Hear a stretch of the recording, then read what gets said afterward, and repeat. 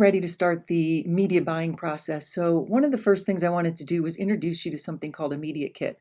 I'll have some slides up in a minute to give you some things to write down in your notes. But before I start the slides, I just wanted to show you some real media kits.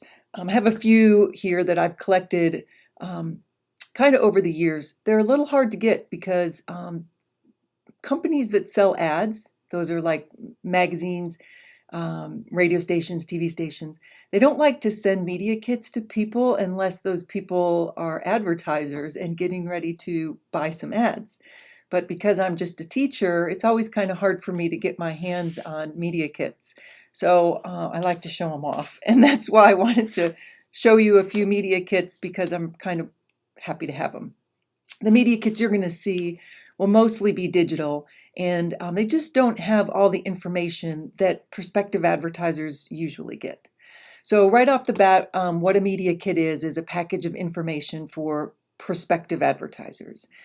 Magazines are really good at putting together media kits. They tend to have the most robust media kits, and that's because magazines tend to come out just monthly and only have 12 issues a year. So most magazines can afford to put together a nice package of information to try to convince advertisers to spend some money with them, because the information doesn't change that much when you only have 12 issues a year. The opposite would be true for, say, radio. It's really hard for them to put together a nice package of information like this because their rates may change drastically throughout the year. So they don't really want to print things too far in advance. So I have an example of 3 different media kits here. I just am going to quickly show you what's in them to show you the real media kits. And then we'll jump over to some digital versions of kits. So again, a media kit's a package of information for a prospective advertiser. Who's going to see this then? So think about it for a moment. I'm holding Ladies Home Journal. It's a magazine you've probably heard of. Who's going to get this media kit? Well, it's going to be any company that might be considering advertising in Ladies Home Journal, or an ad agency and their media planners at the ad agency who are working on behalf of the advertiser. That's about it. Nobody else really ever sees this media kit. It's intended just for potential advertisers. So what do you see in it? Well, a lot of shock and awe, a lot of really nice images, probably. A really nice folder. This one even has a little magnet on it. You know, it's just really well made. They're trying to have a really good first impression for their potential advertisers. So what else is in here? Well, of course, a copy of the magazine needs to be here. I say of course, but that might not always be so obvious. If you're thinking of advertising here, you might not have access to the actual magazine. So you want to see it, you want to hold it, you want to look through and see what advertisers are in there so you can see if your competition's in there. You want to look through the quality of the editorial coverage. You want to see if that coverage aligns with your brand and the message that you are considering putting in this magazine. So it is important to actually be able to see it and touch it. Most important, though, in a media kit is all kinds of information.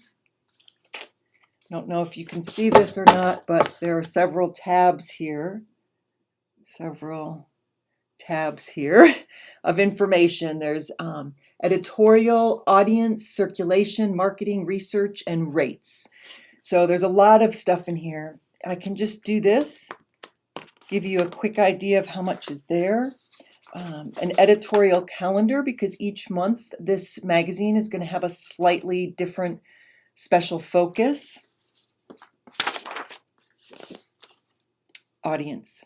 So this is really important, right? Because remember, when we're buying ads, we're not really buying ads, we're buying people. So this audience information is going to be crucial because we're buying these people. So we're going to look through and see if the audience information aligns with who our target audience is. You're going to see demographic breakdown like this one. This is still some more demographic breakdown. There'll probably be some pages in here that give an idea of psychographic interests. Of course, magazines are good for advertising because they bring together like people. So a lot of times it's just the magazine itself that's going to bring together those psychographic interests, the topic of the magazine. but there might be some more breakdown on who those readers are. There's likely to be something that looks like this in a media kit too. This is called Audit, and this one is by the Audit Bureau of Circulations. They've since been bought out by AAM, but they're the same thing. And these are like police that make sure that the audience is who the magazine says it is.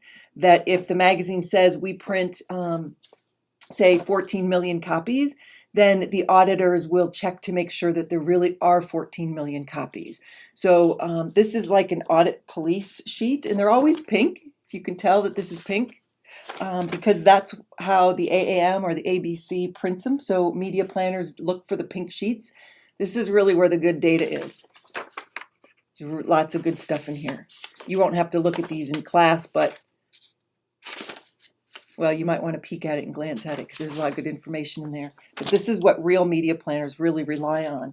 They don't always get sucked into the flashy pictures. They want the data. So there's also some information, of course, about the rates. Rates mean how much do the ads cost, and we'll need to know that too. So we will be interested in the rates because that's what we're doing when we're media planning. We are deciding where the ads appear, and in order to decide where the ads appear, we have to know how much they cost. And then, of course, a media kit would also include something like mechanical requirements. That means once an advertiser chooses to advertise, what's the exact dimension of the ads that they're preparing? What are the deadlines? How do they submit the ads? Where do they submit the ads? All of those details. So that's just one media kit for Ladies Home Journal. I won't show you each of these, but I wanted to show you a couple more because they're cool. This is Every Day with Rachael Ray. She's got a magazine. Look at how cool this media kit is. This is actually a sign that this magazine is in a very competitive category, and it is. It's cooking. If you are an advertiser that wants to reach an audience related to cooking, there's a lot of options. There are many cooking magazines. So these cooking magazines really fight to compete for those ad dollars, and it starts with the media kit. If the media kit looks good, if the media kit makes the magazine seem like a reliable magazine, that's a first good step. So you're going to get all the same information in here. There's those pink sheets from the ABC again. You're going to get all the same kinds of information. There's audience, circulation, editorial, advertising and marketing. There's rates. But also this one has a special supplement on inside. And this one was made just for Sonic. This media kit came from Barkley. I'm lucky enough to have friends at Barkley who will give me some media kits when they're done with them.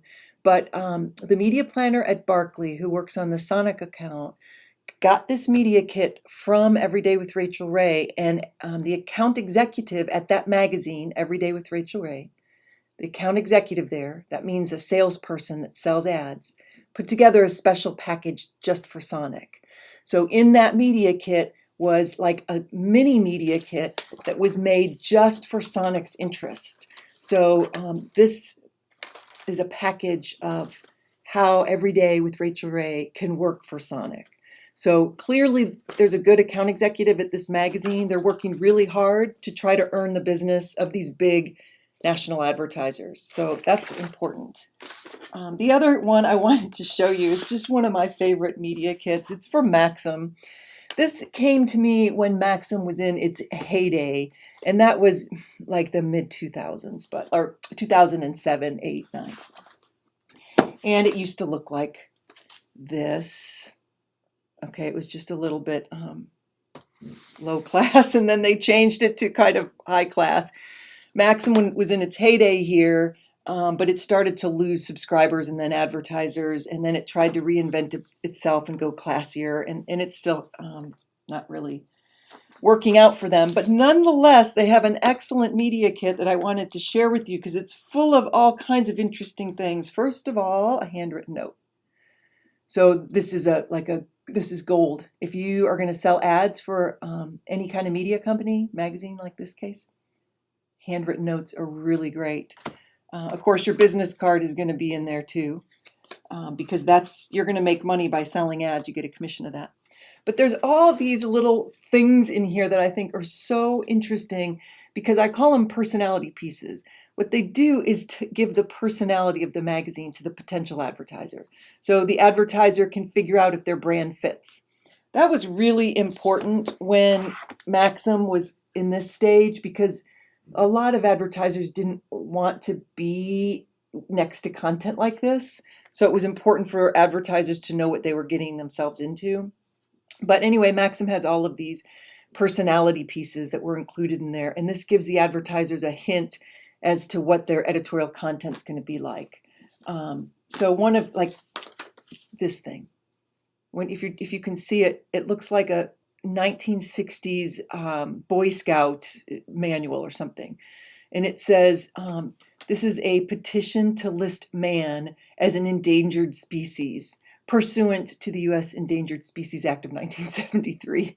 So it's tongue-in-cheek marketing material because Maxim's mission was basically to kind of make men again. They're saying men are endangered species.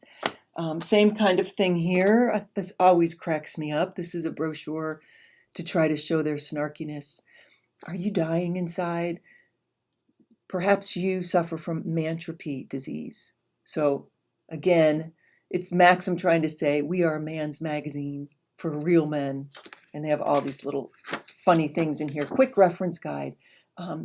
If you think you might be suffering from mantropy, maybe some of the guides are some quick reference. You're drinking smoothies, or maybe you have slightly tinted sunglasses, or maybe you have a fake tribal tattoo. Anyway, this is just a hint as to what you might find inside a real media kit. When we start looking at media kits online, it's just going to have the core, it's just going to have the basics in there. So when I jump over to start walking you through all of these individual items, I'll use some pages from a digital media kit. Know that each media kit is going to be slightly different. So I've shown you 3 real ones here. We'll look at a digital 1 or 2, and then you'll be looking at some for your assignment coming up. So let's just pause for a moment, and then I will jump in and start walking through all the details of a media kit. All right, let's look at some examples of media kits and walk through all the elements of a media kit. Again, a media kit is a package of information, and it's for companies that might be advertising in that media vehicle. The companies that put together a media kit are the ones that need to make money by selling ads. Those are the media companies, like a radio station, a magazine, newspaper, website, etc. So I showed you a few pages of a few media kits. We're just going to look at some digital copies now, but they all have basically the same information in them, and that is the information that advertisers need to decide whether or not to run an ad in that publication. So you're going to find in any media kit, certainly there's going to be information about what's in that publication, some specs of sizes of ads, the rates of the ads, and what kinds of things are going to be in the magazine itself. So media kits give advertisers a lot of information about whether or not they should actually advertise in that publication. Some of the things you might find in a media kit are a sample magazine or a sample newspaper. Got to be a reader profile, because remember, we're buying people, not ads. I mean, technically we're buying an ad, but we really are buying an ad to reach people. So we have to know who those people are. We have to see a profile of the audience, or visitors if it's website, or listeners if it's radio, or viewers if it's television show. We have to know who's going to see our ads, because that's really who we're buying. That kind of information is going to be displayed by psychographic information, demographic information, and geographic information, the same way we've been looking at segmenting target audiences. We're also going to see numbers, like it's going to be called circulation, but it's going to mean numbers. For example, how many people subscribe to this magazine?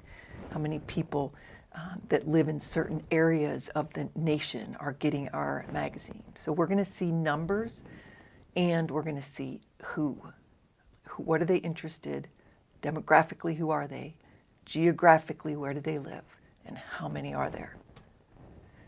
We'll also see editorial calendar. That's something that's going to explain what specific content is going to be in each month, for example, for a magazine.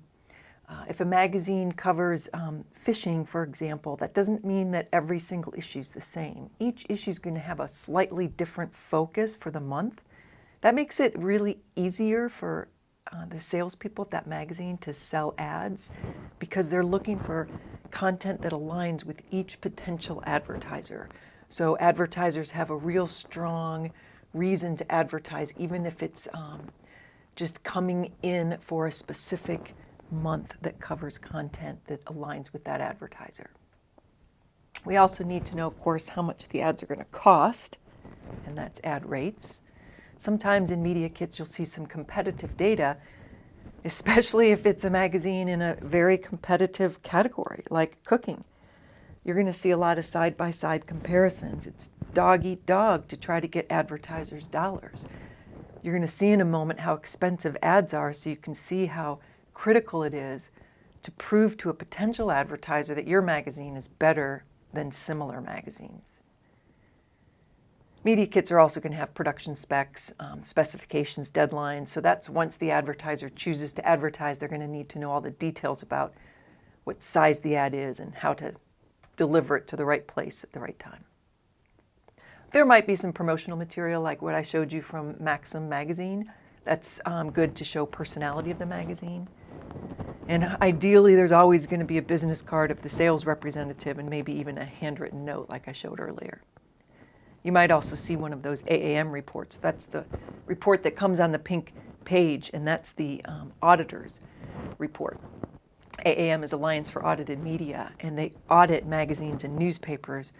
And that means that media buyers at agencies and marketing managers that work for the brands, they can really trust these circulation numbers because they're going to get an audited report that says these numbers are accurate. Just to give you an indication of media planning at an ad agency, let's just run through some departments at a typical agency. This is just what Barkley looks like. That's a big agency in downtown Kansas City. We've run through these in class before, so this is just review, but I want to show you where media planning fits because that's what we're focusing on right now. So at an agency, some of the main departments, or maybe you should look at it as the main jobs for you, might be account services. These are the people who will work directly with the clients once they're secured to make sure the clients are happy. So they service those accounts. They service the clients. They are the account services team. The media team is the team that's going to work on media planning and buying, and that's where the decisions are made for where the ad appears. So if you meet someone that works in an ad agency and they tell you that they work in media, that means they're going to be doing media planning and media buying. They're going to be looking at these media kits a lot. They're going to understand that advertisers are buying people first, and they're going to be working out where is the best time, place, circumstance for ads to appear. Sometimes a planner and buyer are the same person. Sometimes there's a planner that builds the spreadsheets of all the numbers where the ads are going to appear, and there might be someone else that actually does the negotiating on the rates to get the rates down as much as possible. Agencies also have a creative department. They're the team that decides what the message is going to look like, sound like, be like. There'll be art directors and copywriters that work together. Art directors, visual, copywriters are the words. Even if you don't see the words, if you hear them, there's still some copywriters that wrote them. And this is usually a team that works like Siamese twins, side by side, when they're creating ad messages. There's also a production department, and that's where the ads are actually made. So if you like the Adobe suite, you might like working in the production department. Some agencies have some high-end video and animation, but a lot of times the high-end is outsourced. Agencies do have some video creation for social media. That tends to be just real quick video production, not like a 30-second Super Bowl commercial, for example.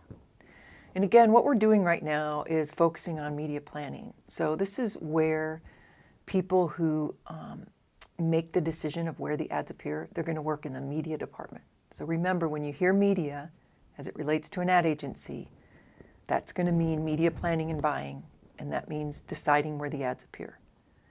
We're looking at media kits right now because those are packages of information that advertisers need when they're deciding if they should advertise. Another way we can put this in perspective is to look at some jobs, some media roles. And what you see now are a couple Bearcats, or actually 3 Bearcats, and they all work on different sides of the process. So first of all, we have a marketing manager here, Sammy Cintron. She works for Kansas City Power and Light District in downtown Kansas City. And she has a budget and she buys ads. So she may buy ads, for example, on some radio stations in Kansas City like KFKF or KBEQ. Derek Cunningham is a sales manager for these radio stations. And then there's Kim Porter. She is a media manager for an ad agency. Signal Theory is an ad agency down in the Westport area. So you've got kind of 3 sides here, 3 ovals, if you will. You've got the advertiser, you've got the media, and you've got an ad agency. And sometimes all 3 of them might be working on the same exact item, or sometimes it might be that the advertiser might work directly with the media. If Sammy just needs one ad to run, maybe for a week or 2 on air, maybe she's got a quick special event and it would make sense for KFKF, it's some country musician that's going to happen, she might just call up Derek and say, hey, I need to run an ad for a couple weeks. Of course, Derek could always call her, or they could be going to lunch, because that's what account executives do. They often call up potential advertisers and go out to lunch and say, what do you have coming up and what can we advertise? So Sammy might go straight to Derek and just buy some ads. But if it's a big campaign, she might go to Kim at an ad agency and hire the agency to do some media planning. So if it's something big that's going to be happening, maybe it's a focus on the apartments that are in the Power and Light District, and they need an annual media campaign to try to get tenants to buy properties in the apartment complexes. She might hire Kim to decide where should the ads appear, like who's going to be interested in buying an apartment in downtown Kansas City, because they could be living in the region, they could be living in other feeder cities that come to Kansas City, where people come to Kansas City. So on one project, Sammy might hire an agency to do the media planning, but on some projects, if they're smaller, she might just go straight to the media herself. So there are occasions sometimes too, especially for bigger advertisers, where the media manager at the ad agency is going to work directly with the media vehicle itself. And that's the example I showed earlier, where Every Day with Rachel Ray, the salesperson there, that would be like this side, Derek, sent the media kit to Kim and put a special proposal together. So if Kim is working on behalf of Sammy to fill tenants in the Power and Light District, she's going to be communicating directly with all these different media vehicles. She's going to be asking them questions as she's ironing out the decisions of where the ads should appear. So since you're in this class, you could end up having a job in any of these roles, but they all kind of work together for the same purpose. It's to deliver an ad to the target audience. Here's a digital media kit. I showed you some real ones, but this is what a digital media kit would look like. This is another magazine called Outside Magazine. And I wanted to show you what it looks like for bigger magazines like this that have more than just one media property. So this is the magazine itself. It's the print. But of course they have a website and they sell ads on the website. They also have content for television, and they sell ads for television shows too. It's called Outside TV for them. It's Outside Magazine, and they have a TV channel called Outside TV, so they sell ads in television. They have a podcast, so they sell ads on the podcast.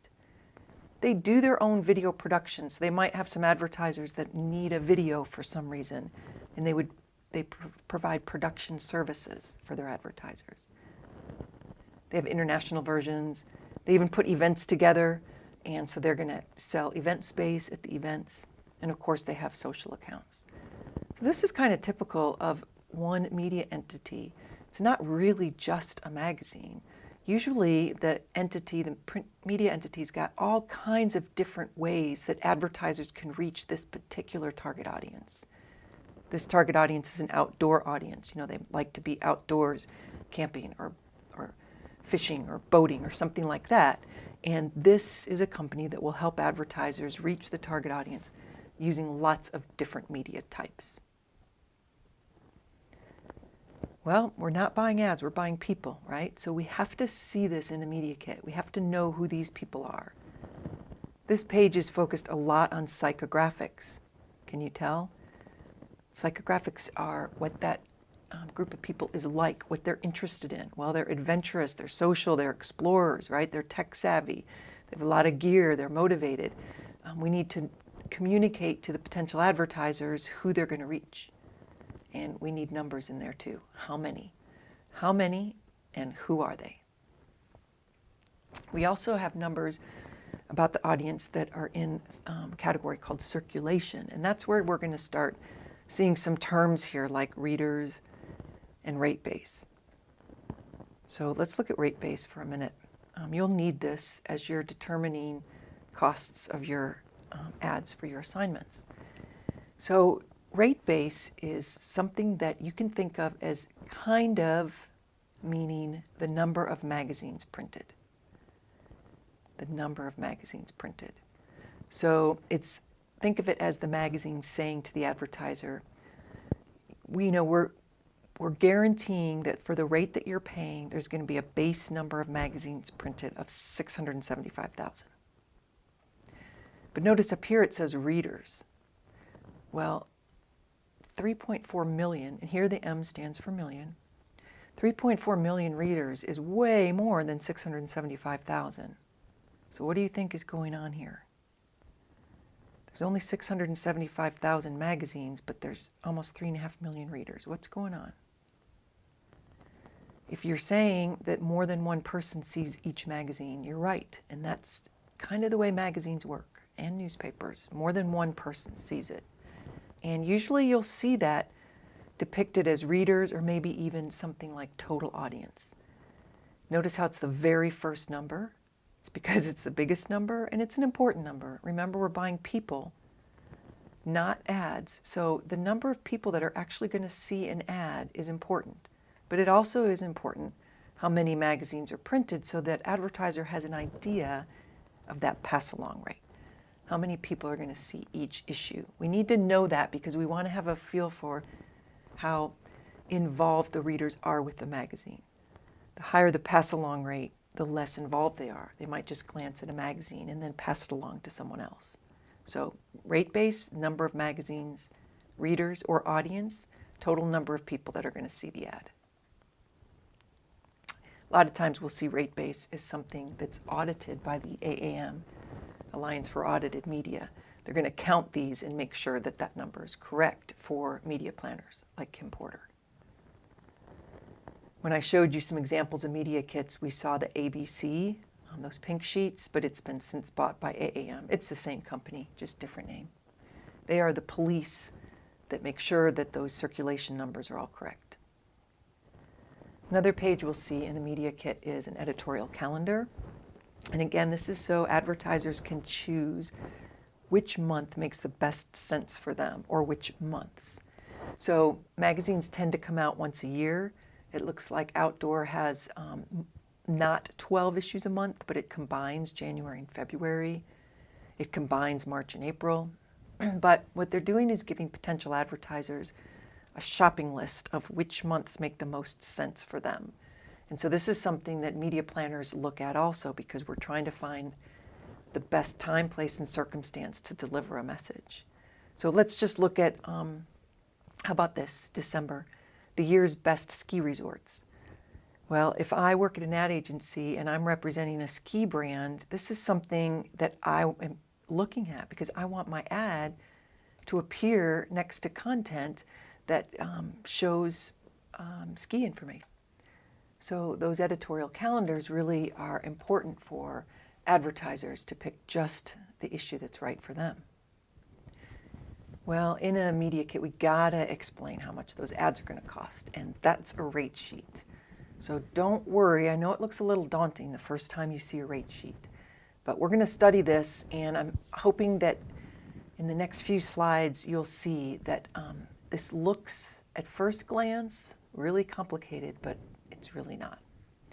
So what we're looking at here is a rate sheet, and you can tell on this left column here, these are all ad sizes, and they're organized by either color, two color, or black and white. Color is basically just full color, four color. Two color is probably going to be black ink, but maybe there's just one splotch of color on it. And then black and white. Most of the ads you see in magazines tend to all be four color like this. And then there's a couple indications down here of location of the ad. So first of all, these are ad sizes, and these are sizes and location. So right off the bat, let's just look here, 2-page spread. You've seen a lot of these in magazines where the whole ad is 2 pages side by side. That makes a nice impact in a magazine. And then there's a full page ad, 2/3, half, third, and quarter. On this down at the bottom here, what we have is a hint that the back cover is for sale. And in fact, that's true. At any given magazine, the back page is usually not only for sale, but it's going to be the most expensive ad in any given magazine. So this is just the Ladies Home Journal and their back page. Anytime you see a rate sheet for a magazine, you're going to notice that that back page is the most expensive. Why do you think that is? It's probably obvious, but it gets seen a lot, right? If, let's just say your target audience is in an urban area that commutes to work on the subway, something like that, they're going to see people looking at the magazine, they can see it. If it's in a doctor's office and people are looking at it, the ad's going to be visible on the back page. Sometimes when magazines are delivered in the mail, this ad might be the first thing that someone sees when they pull it out of their mailbox. It could be that this ad is facing up on coffee tables, so it gets seen a lot.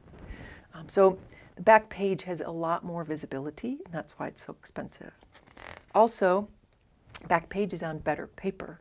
Remember, one of the benefits of a magazine is it's on good paper, and that's true. The color looks great, but the back page has even better paper. You can even hear it. That's the back page. This is a normal page. You can hear the better paper. So some advertisers that are image-based advertisers prefer the back page, just makes them look a lot better.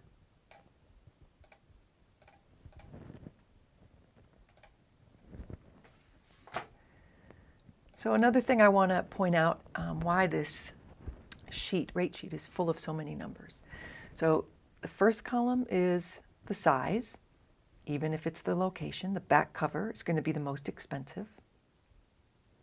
Second cover is actually just the inside front, so you can buy the inside front. Let's look at that. So this is the front cover. This is the inside front right there. That's for sale also. The front cover is not for sale. The back cover is for sale. It's going to be the most expensive. Inside front is also called the second cover. Most magazines will also sell the inside back, and the rate sheet that we're looking at right now just doesn't list that inside back. There's an ad on this one, but maybe Outside Magazine just doesn't sell that inside back. So let's go back and look at these rates again. So these are the size and location, and these numbers now, those are the costs. So you can see that the 2-page spread is pretty expensive. That means $203,500. That's right, one 2-page ad in Outside Magazine costs as much as an entire house, right? Or more than a house. These ads are expensive. The back cover is $117,000. That's a one-page ad, but because it's on the back cover, it costs more than a single full-page ad. The back cover is going to be the most expensive ad in any given publication. This one's more expensive because it's actually 2 pages, so it's like 2 full-page ads. The 1 time, 3 times, 6 time, 9 time. The X's mean times, and that means the number of times that an advertiser is going to run that ad. So if you are an advertiser and you're just going to run an ad 1 time, and if it's a full-page ad, it's going to cost $101,750. If you're going to run an ad 1 time, full page, $101,750. Most advertisers aren't going to run just 1 time. 1 time is also called the open rate. Open rate. Most advertisers aren't going to run just 1 time. That's kind of a waste. We need repeated messages to our target audience for them to work. So what the Media Kit here, what the rate sheet's doing, it's trying to encourage an advertiser to run the ad more times. If an advertiser runs the ad 3 times, see how the price goes down? The full page price went down from $101,750 to $98,700. Yeah, it's still a lot of money, but the price is going down. This is the per ad cost. If you run it 1 time, $101,750. But if the advertiser runs the ad 3 times, that price goes down to $98,700. And if they run it 6 times, it goes down even more. And look down here. If they run the same ad 24 times, so for 2 years, let's say, that same ad can be $84,455. It's the same ad. The more the ad is run, the better rate the advertiser gets. It's called discounted rate. It's called volume rate. It means the more you buy, the cheaper each ad unit gets. It's just like buying donuts, right?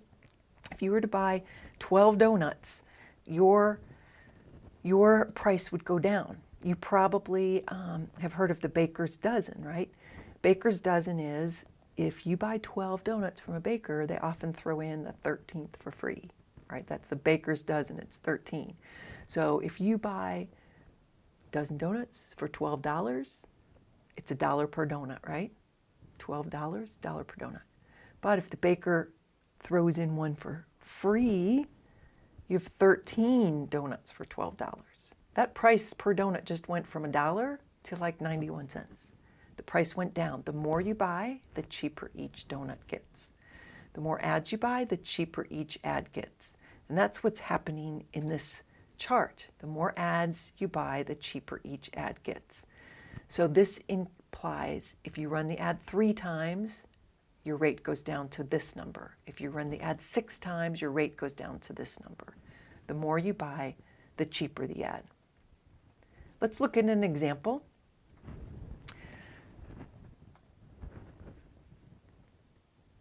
Let's look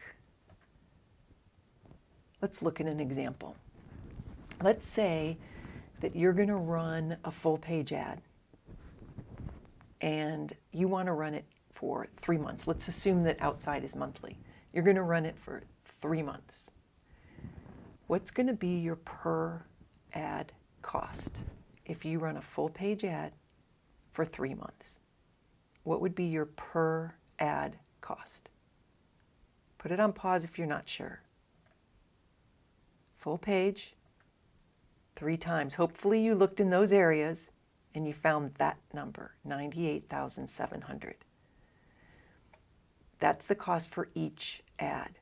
So you would have to multiply that by 3, and that's how much you owe Outside Magazine, $296,100. Each ad is $98,700. We call this number here your total campaign cost, $296,000. Let's look at another example. Let's say you run a half-page ad and you run it 10 months. Half-page ad for 10 months. Put this on pause and think about it for a minute. This one's a little tricky. Okay, did you think about it? Did you look here for half-page? And then where did you look? There's no 10 times, so what do? Well, you look at the volume discount that you've earned. It's only 9 times. There is no 10 time. It doesn't exist. It's not there. You can't make it up. You can't figure out what it would be. These rates indicate how much an advertiser's rate will be reduced if they reach this threshold. If they don't reach the next threshold, they don't get another discount. These are like carrots on a stick. There is no carrot here. There is no stick here. You can't make it up. You can't invent it. This advertiser is running an ad 10 times, so they've only earned the 9-time discount. They haven't earned the 12-time discount because they're only running the ad 10 times. So they don't get this rate. They don't get anything in between. This allows the ad sales rep some motivation to go back to the advertiser and say, I see you're running your ad 10 times, but if you run it just 2 more times, I can get your price down to $52,940. So that's why we have discounts. We're trying to pull those advertisers in, get them to run more ads, more ads. The more they run, the cheaper each ad gets. So if an advertiser is running 10 times, but there is no 10-time discount rate, they only get the threshold that they've reached. In this case, it's the 9-time threshold. So in this scenario, the advertiser would pay $54,725 per ad. And then, of course, the total campaign cost would be $547,250. You just multiply the cost per ad times the number of times that ad's running. This is for one ad. Run it 10 times. That's the cost to run it 10 times. Back cover, we can do this quickly. You can put it on pause. So what would this be? Back cover, pause it. What'd you come up with? Of course, there's the back cover. There's the cost. There is no discount rate, is there? It's the back cover. They don't give discounts on the back cover. If you want to run the back cover 10 times, that's what you're going to pay. You're going to pay $117,015 for each. Total campaign, multiply that by 10 for $1,170,150. Rate sheet for your assignment. It's not going to be this example that I've shown you. This is just an example to tell you how rates work. The more you buy, the cheaper each ad gets. Not all media kits lay it out that way. So make sure you just know that every rate sheet you look at will be slightly different. And what we'll do next is start looking at your assignment and the exact publications you're going to be buying and how to buy them.